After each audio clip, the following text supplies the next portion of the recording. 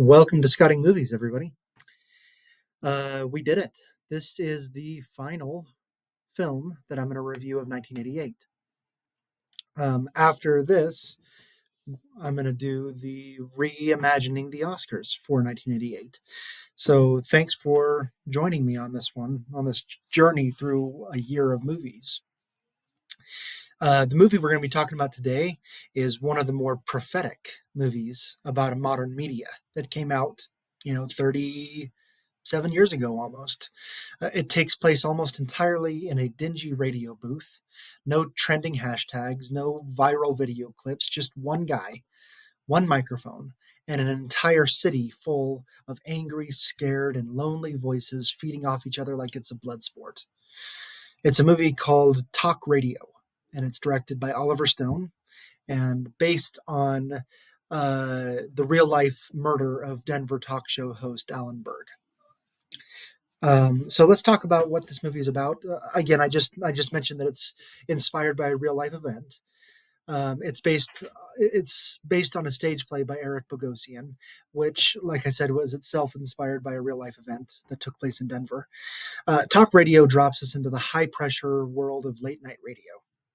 Barry Champlain, played by Bogosian himself, is a Dallas based shock jock whose nightly show has become a lightning rod for controversy.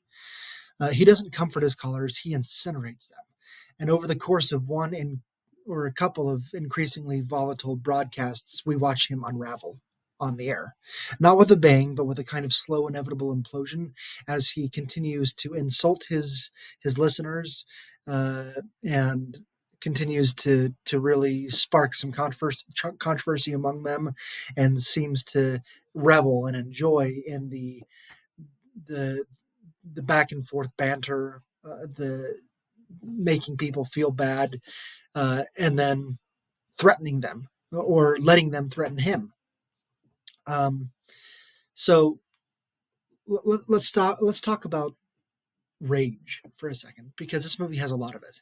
On the surface, it's a character study of the shock jock. I'm trying to remember the guy's name in the movie. Look closer; it's something darker. It's a warning.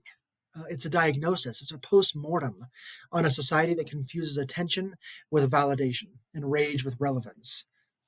Sound familiar to anyone? Barry isn't some misunderstood anti-hero. He's abrasive. He's arrogant. He's often outright cruel. You can't stop listening, though. Somewhere under all that bile is a man who's screaming into the void and hopes that it screams back. This is a guy that turns our attention of the macabre and the horrible and the vile back onto ourselves. When we watch news, for example, and we see something that we don't like, it's horrible. It's a murder that happened somewhere out in our county, or it's something going on in politics that we just can't stand that is happening. We say, "Oh, that is horrible." But then we don't turn it off. We just keep watching it. There's something about the horrible, about the macabre, about these things that we cannot turn away from. We just want more of it. It's very uh, uh, what's the word I'm looking for? Um, it's very masochistic of ourselves that we seem to like this pain and this fear and this macabre that keeps coming back to us, that we just want to keep coming back for more. Let's talk about the performance by Eric Bogosian. He is the star of this movie. There are a few other actors and characters in the movie, but Eric Bogosian's performance isn't just intense, it's surgical. He plays Barry like a man both addicted to and destroyed by the sound of his own voice. So yeah, Bogosian is there's a vulnerability that you can sense in his voice, that he doesn't want to sense in his own. He doesn't want to admit that it's there, but we can feel it. Every insult that he hurls is has that venom, but it also has that vulnerability, almost as if he's talking to himself. He's angry at the world. He's angry at himself. He's depressed.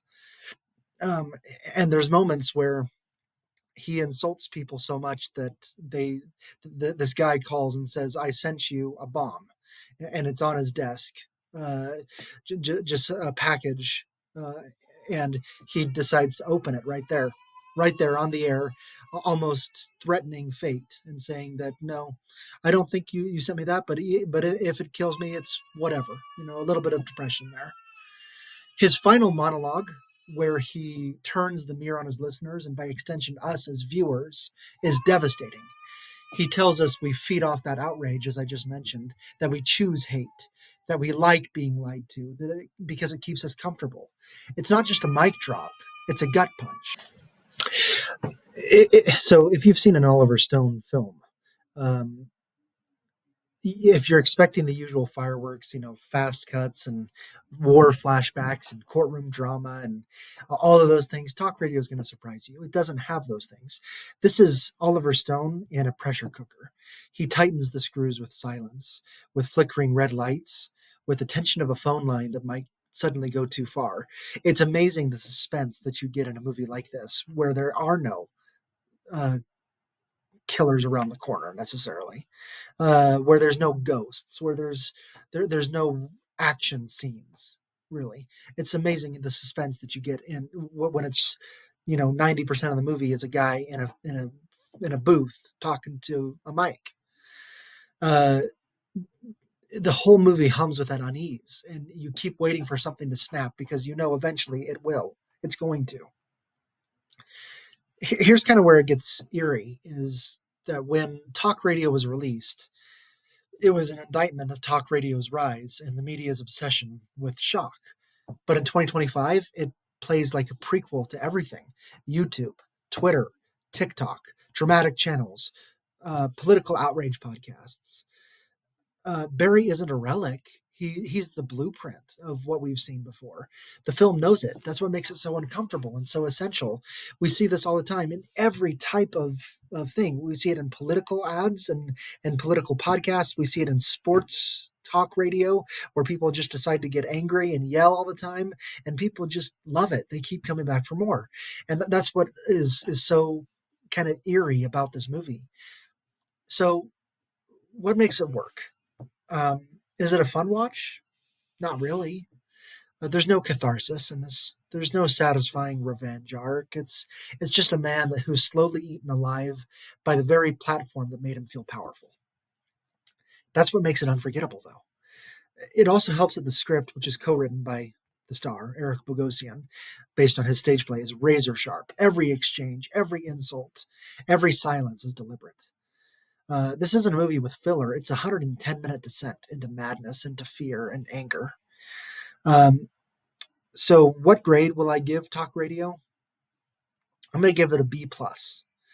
It's unrelenting. It's uncomfortable. It's kind of genius in the way that it has talked about something that still lives on today and has developed and evolved. You won't walk away feeling good, but you will walk away thinking. And in a world drowning in noise, maybe that's exactly what we need. So, have you seen Talk Radio? Do you agree with me, or have I convinced you to go give it a watch to understand how eerily similar it is to today's world that has just evolved in technology and social media channels and all those things? Let me know in the comments. What is the most unsettlingly relevant old movie that you've seen? And if you already watched Talk Radio, did that do it for you the way that it did to me? Um, Thanks for watching. Remember that sometimes the most dangerous voices aren't the ones screaming, they're the ones that we choose to listen to night after night. Sometimes it's our own. Thanks, everyone. And remember, this is the final video of 88 before we get into reimagining the Oscars. Thanks, everyone, for staying with me.